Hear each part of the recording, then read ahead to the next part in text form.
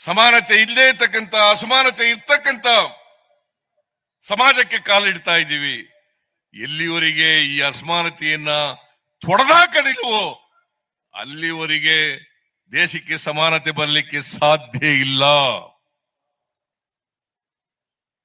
ನಮ್ಮ ಸರ್ಕಾರ ಸಮಾನತೆಯನ್ನ ಸಾಧಿಸ್ಬಿಟ್ಟಿದ್ದೇವೆ ಅಂತಕ್ಕಂಥ ಮಾತುಗಳನ್ನ ಹೇಳಲಿಕ್ಕೆ ಹೋಗಲ್ಲ. ಆದರೆ ಸಮಾನತೆಯ ದಾರಿನಲ್ಲಿ ನಡೀತಕ್ಕಂಥ ಪ್ರಾಮಾಣಿಕ ಪ್ರಯತ್ನವನ್ನ ನಾವು ಮಾಡ್ತಾ ಇದ್ದೇವೆ ಅಂತಕ್ಕಂಥ ಮಾತುಗಳನ್ನು ಹೇಳಲಿಕ್ಕೆ ಬಯಸ್ತಾ ಇದ್ದೇನೆ.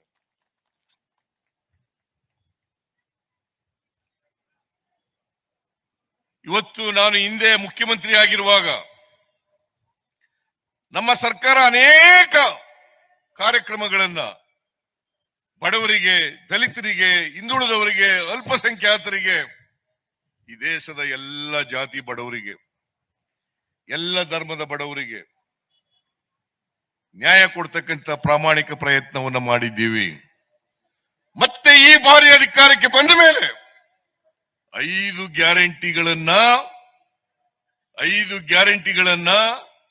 ಜಾರಿ ಮಾಡಿ ಆರ್ಥಿಕ ಸಾಮಾಜಿಕ ಶಕ್ತಿಯನ್ನ ಬಡವರಿಗೆ, ಎಲ್ಲ ಜಾತಿ ಬಡವರಿಗೆ, ಮಹಿಳೆಯರಿಗೆ, ಹಿಂದುಳಿದವರಿಗೆ, ದಲಿತರಿಗೆ, ಅಲ್ಪಸಂಖ್ಯಾತರಿಗೆ ಶಕ್ತಿ ತುಂಬತಕ್ಕಂಥ ಕೆಲಸವನ್ನ ಮಾಡ್ತಾ ಇದ್ದೀವಿ. ಇವನ್ನ ಟೀಕೆ ಮಾಡ್ತಕ್ಕಂಥವರು ಕೂಡ ಇದ್ದಾರೆ. ಅವರೇ ವಿಧ್ವಂಸಕ, ವಿಚ್ಛಿದ್ರಕಾರಿ ಶಕ್ತಿಗಳು.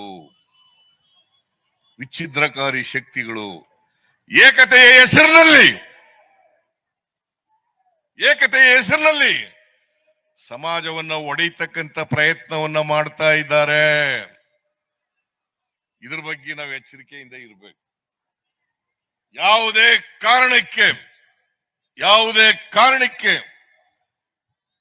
ಈ ವಿಚ್ಛೇದನಕಾರಿಕ ಶಕ್ತಿಗಳಿದಾವಲ್ಲ, ಸಮಾಜ ಒಡೆಯತಕ್ಕಂಥ ಶಕ್ತಿಗಳಿದಾವಲ್ಲ, ಇವು ಪ್ರಬಲ ಆಗ್ಲಿಕ್ಕೆ ಬಿಡುಕೂಡುದು. ಇವುಗಳನ್ನ ನಾಶ ಮಾಡಲಿಕ್ಕೆ ಎಲ್ಲ ಪ್ರಜಾಪ್ರಭುತ್ವ ವಾದಿಗಳು ಕೂಡ ಪ್ರಯತ್ನವನ್ನ ಮಾಡಬೇಕು ಅಂತಕ್ಕಂಥ ಮನವಿಯನ್ನ ಈ ರಾಜ್ಯದ, ಈ ದೇಶದ ಜನರಲ್ಲಿ ಮಾಡಲಿಕ್ಕೆ ಬಯಸ್ತಾ ಇದ್ದೇನೆ. ಬಹಳ ವಿಭಜಕ ಶಕ್ತಿಗಳು ಪ್ರಯತ್ನ ಮಾಡ್ತಾ ಇದ್ದಾರೆ. ಪ್ರಜಾಪ್ರಭುತ್ವವನ್ನು ಬುಡಮೇಲು ಮಾಡಬೇಕು, ಸಂವಿಧಾನವನ್ನ ನಿಷ್ಕ್ರಿಯಗೊಳಿಸಬೇಕು. ಯಾಕಂತಂದ್ರೆ ಈ ವಿಚ್ಛಿದ್ರಕಾರಕ ಶಕ್ತಿಗಳಿದಾವಲ್ಲ, ಇವರು ಬಹುತ್ವದ ವಿರೋಧಿಗಳು,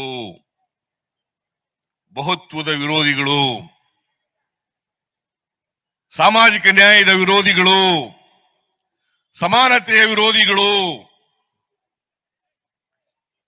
ಬಡವರು ಆರ್ಥಿಕವಾಗಿ, ಸಾಮಾಜಿಕವಾಗಿ ಪ್ರಬಲರಾಗಬಾರದು ಅಂತಕ್ಕಂಥ ಉದ್ದೇಶವನ್ನ ಇಟ್ಕೊಂಡಿರ್ತಕ್ಕಂಥವರು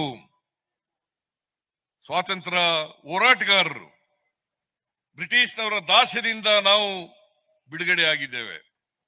ಅದಕ್ಕಾಗಿ ಬಾಬಾ ಸಾಹೇಬ್ ಅಂಬೇಡ್ಕರ್ ಅವರು ಇನ್ನು ಮುಂದೆ ಯಾರ ಅಧೀನದಲ್ಲೂ ನಾವು ಇರಬಾರದು, ನಾವು ಸ್ವತಂತ್ರರಾಗಿರ್ಬೇಕು, ನಾವೆಲ್ಲರೂ ಕೂಡ ಸಮಾನ ಅವಕಾಶಗಳನ್ನು ಪಡ್ಕೊಳ್ಬೇಕು. ಈ ದೇಶದ ಸಂಪತ್ತು ಕೆಲವೇ ಜನರ ಕೈನಲ್ಲಿ ಇರಬಾರದು. ದೇಶದ ಸಂಪತ್ತು ಎಲ್ರಿಗೂ ಹಂಚಿಕೆ ಆಗ್ಬೇಕು. ಹಂಚಿಕೆ ಆದಾಗ ಮಾತ್ರ ಸಮಾನತೆಯನ್ನ ಕಾಣಲಿಕ್ಕೆ ಸಾಧ್ಯ ಆಗ್ತದೆ.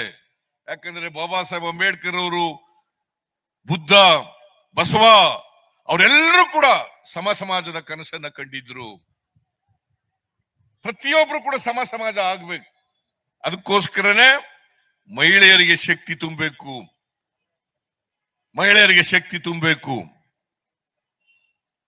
ಲೋಹಿಯಾ ಅವರು ಒಂದು ಮಾತನ್ನ ಹೇಳ್ತಾ ಇದ್ರು, ಈ ದೇಶದ ಮಹಿಳೆಯರು ಕೂಡ ಹಿಂದುಳಿದವರಷ್ಟೇ ಶೋಷಿತ ವರ್ಗ, ಅವರು ಕೂಡ ಹಿಂದುಳಿದವರು ಅಂತಕ್ಕಂಥ ಮಾತುಗಳನ್ನ ಹೇಳ್ತಾ ಇದ್ರು. ಅದಕ್ಕೋಸ್ಕರ ಮಹಿಳೆಯರಿಗೆ, ಎಲ್ಲರಿಗೂ, ಎಲ್ಲ ಜನಾಂಗದವರಿಗೆ, ತುಳಿತಕ್ಕೊಳಗಾದವರಿಗೆ, ಅನ್ಯಾಯಕ್ಕೊಳಗಾದವರಿಗೆ, ಅವಕಾಶಗಳಿಂದ ವಂಚಿತರಾದವರಿಗೆ, ಅವ್ರಿಗೆಲ್ಲರಿಗೂ ಕೂಡ ಶಿಕ್ಷಣ ಸಿಕ್ಕಬೇಕು, ಆಸ್ತಿನಲ್ಲಿ ಪಾಲು ಸಿಕ್ಕಬೇಕು, ಸಂಪತ್ತಿನಲ್ಲಿ ಪಾಲು ಸಿಕ್ಕಬೇಕು. ಆಗ ಮಾತ್ರ ನಾವು ಸಮ ಸಮಾಜವನ್ನು ನಿರ್ಮಾಣ ಮಾಡಬೇಕು. ಅದಕ್ಕೋಸ್ಕರನೇ ಮಹಿಳೆಯರಿಗೆ ಹೆಚ್ಚು ಒತ್ತು ಕೊಟ್ಟು ನಮ್ಮ ಗ್ಯಾರಂಟಿ ಯೋಜನೆಗಳಲ್ಲಿ ಇವತ್ತು ಕಾರ್ಯಕ್ರಮಗಳನ್ನು ರೂಪಿಸಿದ್ದೇವೆ. ಕರ್ನಾಟಕದಲ್ಲಿ 7 ಕೋಟಿ ಕನ್ನಡಿಗರಿದ್ದಾರೆ. ಅದರಲ್ಲಿ 3.5 ಕೋಟಿ ಮಹಿಳೆಯರು.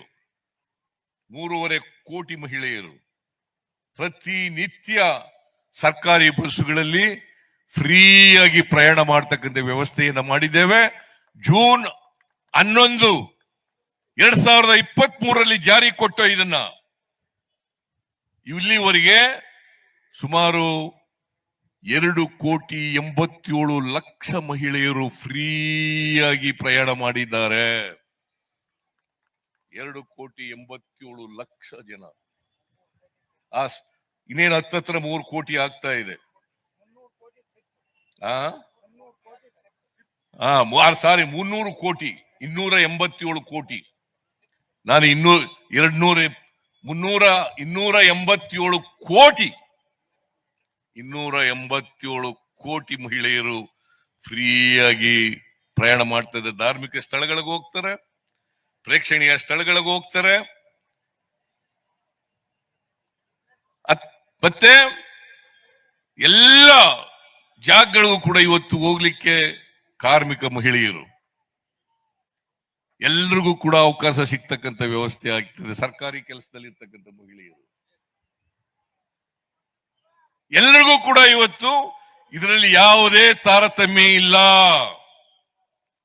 ಎಲ್ಲ ಮಹಿಳೆಯರು ಯಾವುದೇ ಜಾತಿ ಧರ್ಮ ಅಂತಸ್ತಿಗೆ ಸೇರಿರ್ತಕ್ಕಂಥ ಎಲ್ಲ ಮಹಿಳೆಯರು ಕೂಡ ಇವತ್ತು ಮಾಡಬಹುದು. 1,23,00,000 ಕುಟುಂಬಗಳಿಗೆ ಮನೆ ಯಜಮಾನಿಗೆ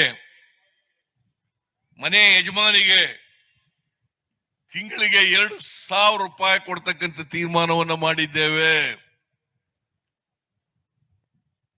1,62,00,000 ಕುಟುಂಬಗಳಿಗೆ ಇಂದಿನ ಇಲಾಖೆಯಿಂದ ಜಾರ್ಜ್ ಇಲ್ಲೇ ಕೂದಿದ್ದಾರೆ, KJ ಜಾರ್ಜ್ ಅವರ ಇಲಾಖೆ ವತಿಯಿಂದ 200 ಯೂನಿಟ್ ವರೆಗೆ ಫ್ರೀ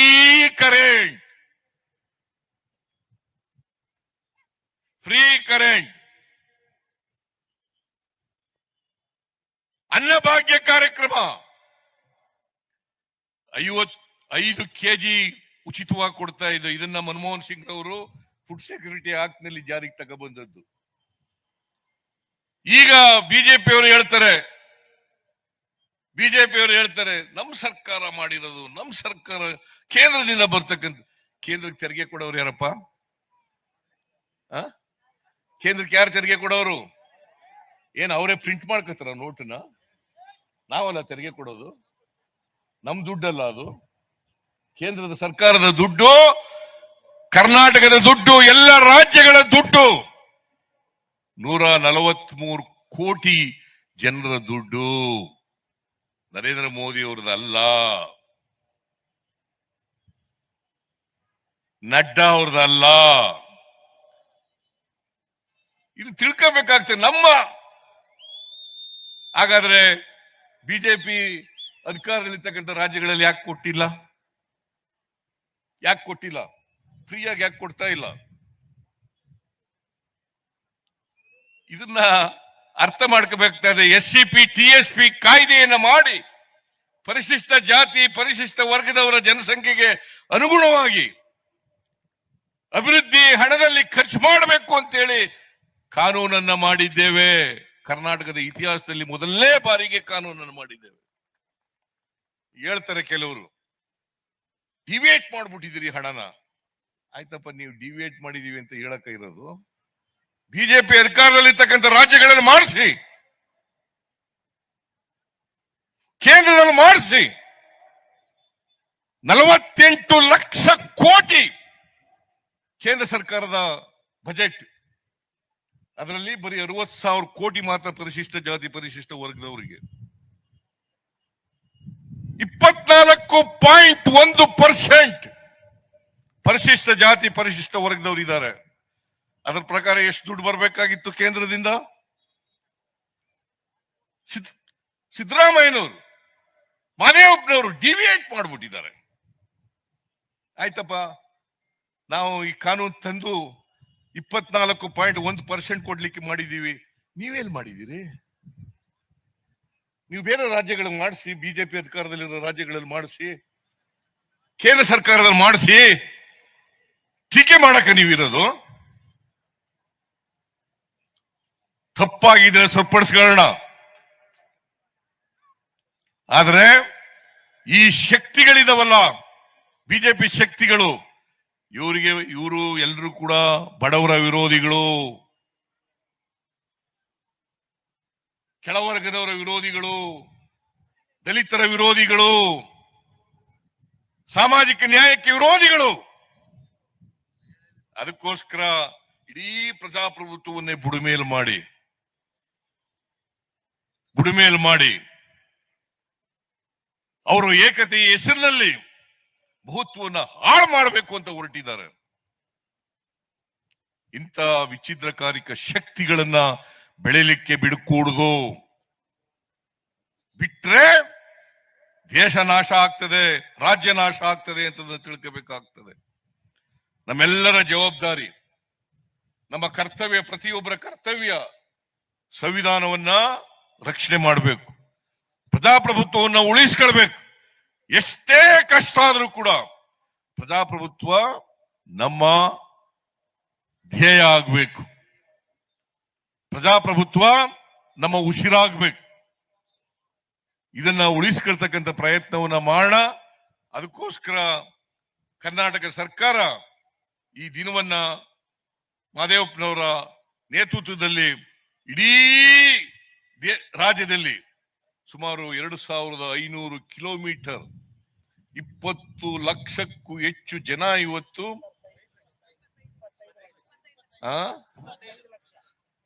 ಮಹದೇವಪ್ಪ ಹೇಳೋದು 22 ಲಕ್ಷ ಅಂತ, 20 ಲಕ್ಷಕ್ಕೂ ಹೆಚ್ಚು ಜನ ಈ ಮಾನವ ಸರಪಳಿನಲ್ಲಿ ಭಾಗವಹಿಸಿದ್ದಾರೆ. ನೀವೆಲ್ಲರೂ ಕೂಡ ಭಾಗವಹಿಸಿದ್ದೀರಿ. ನನಗೆ ಏನ್ ಸಂತೋಷ ಅಂತಂದ್ರೆ, ಕರ್ನಾಟಕದಲ್ಲಿ 2500 ಕಿಲೋಮೀಟರ್ 34 ಜಿಲ್ಲೆಗಳು, ಎಲ್ಲ ಜಿಲ್ಲೆಗಳಲ್ಲಿ, ಜಿಲ್ಲಾ ಕೇಂದ್ರಗಳಲ್ಲಿ ಈ ತರದ ಮಾನವ ಸರಪಳಿ ಏರ್ಪಾಡು ಮಾಡಿ ಸಂವಿಧಾನದ ಮಹತ್ವವನ್ನ ತಿಳಿಸ್ತಕ್ಕಂಥ, ಜಾಗೃತಿಗೊಳಿಸ್ತಕ್ಕಂಥ ಪ್ರಯತ್ನ ಮಾಡಿರ್ತಕ್ಕಂಥದ್ದು ಒಂದು ಒಳ್ಳೆಯ ಕೆಲಸ ಅಂತಕ್ಕಂಥ ಮಾತುಗಳನ್ನ. ಅನೇಕ ಸಂಸ್ಕೃತಿಗಳಿದ್ದಾವೆ, ಅದಕ್ಕೋಸ್ಕರನೇ ನಾವು ವೈವಿಧ್ಯತೆಯಲ್ಲಿ ಏಕತೆಯನ್ನ ಕಾಣಬೇಕು. ಯಾವುದೇ ತಾರತಮ್ಯ ಇರಬಾರದು. ಸಂವಿಧಾನದಲ್ಲಿ ಬಾಬಾ ಸಾಹೇಬ್ ಅಂಬೇಡ್ಕರ್ ಅವರು ಯಾವ ಧರ್ಮನೂ ಕೂಡ ಮೇಲಲ್ಲ, ಯಾವ ಧರ್ಮನೂ ಕೀಳಲ್ಲ, ಯಾವ ಭಾಷೆನೂ ಮೇಲಲ್ಲ, ಯಾವ ಭಾಷೆನೂ ಕೀಳಲ್ಲ ಅಂತೇಳಿ ಬಹಳ ಸ್ಪಷ್ಟವಾಗಿ ಹೇಳಿದ್ದಾರೆ.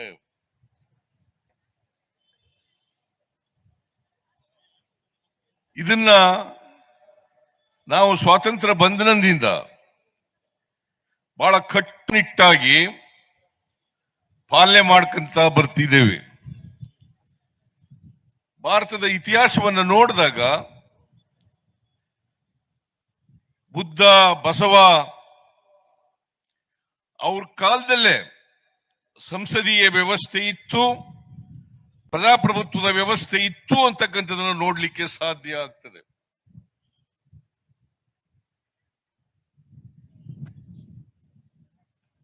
ಅದು ಹೊಸದೇನಲ್ಲ. ನಮಗೆ ರಾಜಕೀಯ ವ್ಯವಸ್ಥೆ, ಪ್ರಜಾಪ್ರಭುತ್ವದ ವ್ಯವಸ್ಥೆ ಹೊಸದೇನಲ್ಲ.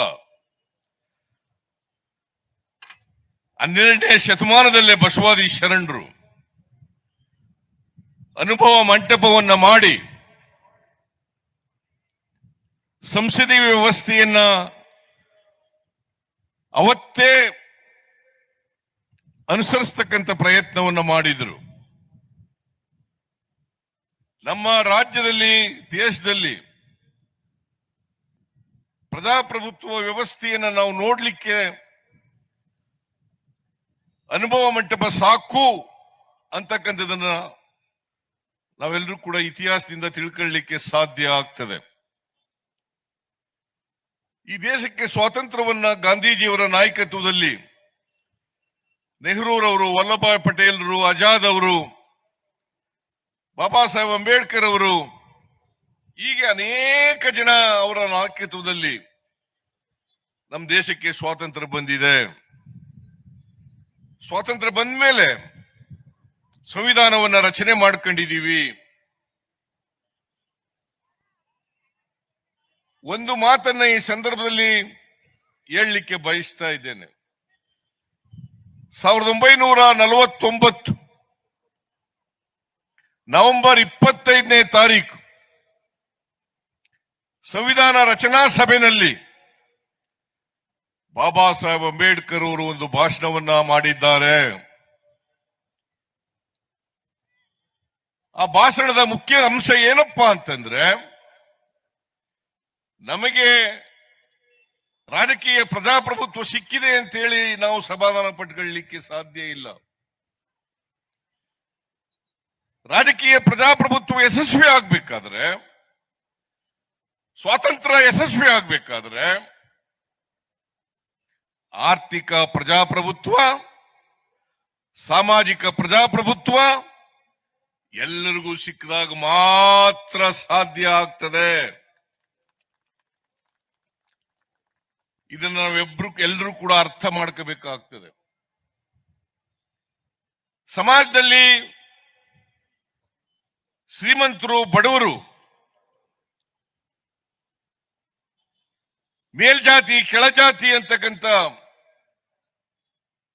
ತಾರತಮ್ಯ ಎಲ್ಲಿವರೆಗೆ ಇರುತ್ತದೆ ಅಲ್ಲಿವರೆಗೆ ರಾಜಕೀಯ ಪ್ರಜಾಪ್ರಭುತ್ವಕ್ಕೆ ಅರ್ಥ ಬರಲ್ಲ. ರಾಜಕೀಯ ಪ್ರಜಾಪ್ರಭುತ್ವ ಯಶಸ್ವಿ ಆಗ್ಬೇಕಾದ್ರೆ ಎಲ್ಲ ಜನರಿಗೂ ಕೂಡ ಆರ್ಥಿಕ ಸಾಮಾಜಿಕ ಶಕ್ತಿ ಬಂದಾಗ ಮಾತ್ರ ಸಾಧ್ಯ ಆಗ್ತದೆ. ರಾಜಕೀಯ ಪ್ರಜಾಪ್ರಭುತ್ವ, ಸಾಮಾಜಿಕ ಆರ್ಥಿಕ ಪ್ರಜಾಪ್ರಭುತ್ವ ಇರ್ಲಿಕ್ಕೆ ಸಾಧ್ಯ ಇಲ್ಲ. ಅದಕ್ಕೋಸ್ಕರ ನಾವೆಲ್ಲರೂ ಕೂಡ ಸಂವಿಧಾನದ ಪೀಠಿಕೆಯನ್ನ ಅರ್ಥ ಮಾಡ್ಕೋಬೇಕಾಗ್ತದೆ. ಸಂವಿಧಾನದ ಸಾರಾಂಶ, ಉದ್ದೇಶ ನಮ್ಮ ಸಂವಿಧಾನದ ಪೀಠಿಕೆಯಲ್ಲಿ ಇದೆ. ಅದಕ್ಕೋಸ್ಕರ ಎಲ್ಲ ಶಾಲೆಗಳಲ್ಲಿ, ಸರ್ಕಾರಿ ಶಾಲೆಗಳಲ್ಲಿ, ಅನುದಾನಿತ ಶಾಲೆಗಳಲ್ಲಿ, ಕಾಲೇಜುಗಳಲ್ಲಿ ಸಂವಿಧಾನದ ಪೀಠಿಕೆಯನ್ನ ನಮ್ಮ ಯುವ ಸಮೂಹಕ್ಕೆ ಅದನ್ನು ಓದಿಸಿ ಅರ್ಥ ಮಾಡ್ಕೊಳ್ತಕ್ಕಂಥ ಪ್ರಯತ್ನವನ್ನ ಮಾಡಿಸ್ತಾ ಇದ್ದೇವೆ. ಯಾರಿಗೆ ಸಂವಿಧಾನ ಗೊತ್ತಿಲ್ಲವೋ ಅವ್ರು ಯಾವತ್ತೂ ಕೂಡ ಪ್ರಜಾಪ್ರಭುತ್ವ ಯಶಸ್ವಿ ಆಗಲಿಕ್ಕೆ ಪ್ರಯತ್ನವನ್ನ ಮಾಡ್ತಾರೆ ಅಂತಕ್ಕಂಥ ನಂಬಿಕೆಯನ್ನು ಇಟ್ಕೋಬೇಡಿ. ಯಾರಿಗೆ ಸಂವಿಧಾನ ಗೊತ್ತಿದೆ, ಸಂವಿಧಾನದ ಪೀಠಿಕೆ ಗೊತ್ತಿದೆ, ಸಂವಿಧಾನದ ಉದ್ದೇಶ ಗೊತ್ತಿದೆ, ಅವರು ಮಾತ್ರ ಸಮ ಸಮಾಜವನ್ನು ನಿರ್ಮಾಣ ಮಾಡಲಿಕ್ಕೆ ಸಾಧ್ಯ ಆಗ್ತದೆ. ಬುದ್ಧ, ಬಸವ, ಅಂಬೇಡ್ಕರ್ ಅವರು, ಮಹಾತ್ಮ ಗಾಂಧೀಜಿಯವರು, ಅವರೆಲ್ಲರೂ ಕೂಡ ಸಮ ಸಮಾಜ ಆಗಬೇಕು. ನೀವು ರವೀಂದ್ರನಾಥ್ ಠಾಕೂರ್ ಅವರ ಜನಗಣಮನ ನೋಡಿ, ಎಲ್ಲ ರಾಜ್ಯಗಳನ್ನು ಕೂಡ ಪ್ರತಿನಿಧಿಸ್ತಕ್ಕಂಥ ಹಾಡಿದೆ. ಅದನ್ನು ನಾವು ಪ್ರತಿದಿನ ಹಾಡ್ತೀವಿ ರಾಷ್ಟ್ರಗೀತೆಯಾಗಿ. ಹಾಗೇನೆ ಕುವೆಂಪು ಅವರ ಹಾಡು,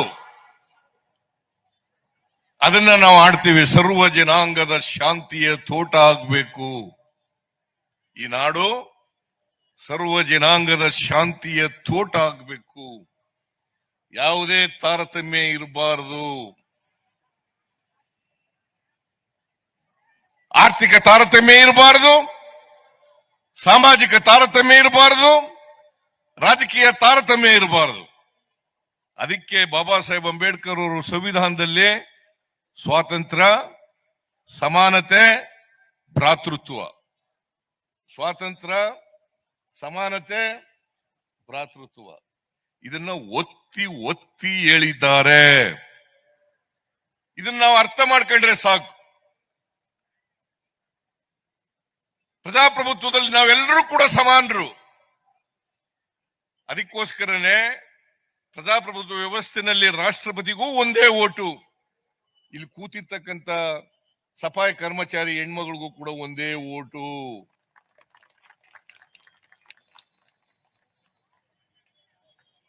ಅವ್ರಿಗೆ ರಾಷ್ಟ್ರಪತಿ ಅಂತ ಹೇಳಿ 2 ಓಟ್ ಇರ್ಲಿಕ್ಕೆ ಸಾಧ್ಯ ಇಲ್ಲ. ಅಥವಾ ದೇಶದ ಪ್ರಧಾನಮಂತ್ರಿ ಈಗ 2 ಓಟು ಇರ್ಲಿಕ್ಕೆ ಸಾಧ್ಯ ಇಲ್ಲ. ಎಲ್ರಿಗೂ ಒಂದೇ ಓಟು. ಅದಕ್ಕೆ ಬಾಬಾ ಸಾಹೇಬ್ ಅಂಬೇಡ್ಕರ್ ಅವರು ಹೇಳಿದ್ರು, ನಾವು 1950 ಜನವರಿ 26ನೇ ತಾರೀಕು ಸಂವಿಧಾನ ಜಾರಿಗೆ ಬರುತ್ತದೆ. ಆ ಜಾರಿಗೆ ಬಂದ ದಿನ ವೈರುಧ್ಯತೆ ಇರ್ತಕ್ಕಂಥ ಸಮಾಜಕ್ಕೆ ಕಾಲಿಡ್ತಾ ಇದ್ದೀವಿ. ವೈರುಧ್ಯತೆ ಇರ್ತಕ್ಕಂಥ ಸಮಾಜಕ್ಕೆ ಕಾಲಿಡ್ತಾ ಇದ್ದೀವಿ. ಸಮಾನತೆ ಇಲ್ಲದೆ ಇರ್ತಕ್ಕಂಥ, ಅಸಮಾನತೆ ಇರ್ತಕ್ಕಂಥ ಸಮಾಜಕ್ಕೆ ಕಾಲಿಡ್ತಾ ಇದ್ದೀವಿ. ಎಲ್ಲಿವರೆಗೆ ಈ ಅಸಮಾನತೆಯನ್ನ ತೊಡೆದಾಕದಿಲ್ವೋ ಅಲ್ಲಿವರೆಗೆ ದೇಶಕ್ಕೆ ಸಮಾನತೆ ಬರಲಿಕ್ಕೆ ಸಾಧ್ಯ ಇಲ್ಲ. ನಮ್ಮ ಸರ್ಕಾರ ಸಮಾನತೆಯನ್ನು ಸಾಧಿಸ್ಬಿಟ್ಟಿದ್ದೇವೆ ಅಂತಕ್ಕಂಥ ಮಾತುಗಳನ್ನ ಹೇಳಲಿಕ್ಕೆ ಹೋಗಲ್ಲ. ಆದರೆ ಸಮಾನತೆಯ ದಾರಿನಲ್ಲಿ ನಡೀತಕ್ಕಂಥ ಪ್ರಾಮಾಣಿಕ ಪ್ರಯತ್ನವನ್ನು ನಾವು ಮಾಡ್ತಾ ಇದ್ದೇವೆ ಅಂತಕ್ಕಂಥ ಮಾತುಗಳನ್ನು ಹೇಳಲಿಕ್ಕೆ ಬಯಸ್ತಾ ಇದ್ದೇನೆ.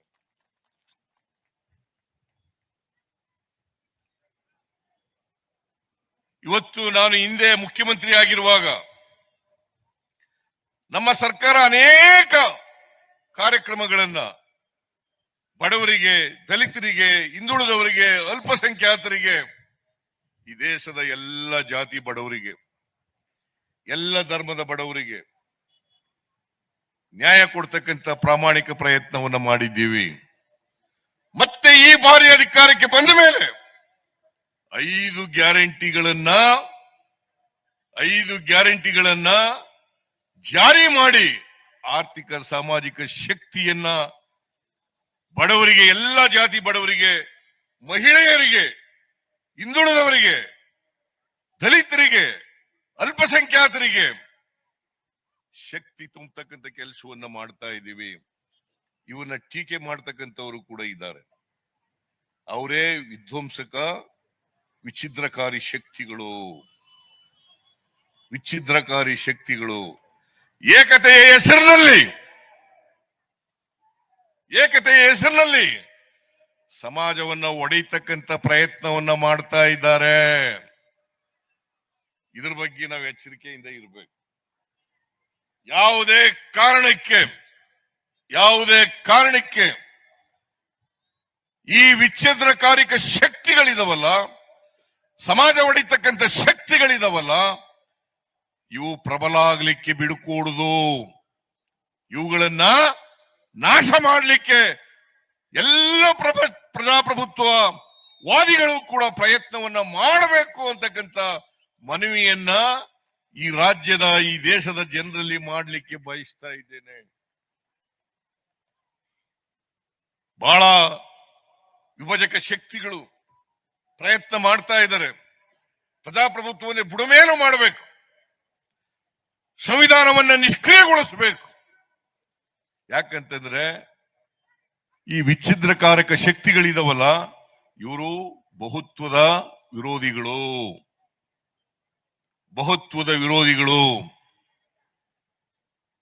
ಸಾಮಾಜಿಕ ನ್ಯಾಯದ ವಿರೋಧಿಗಳು,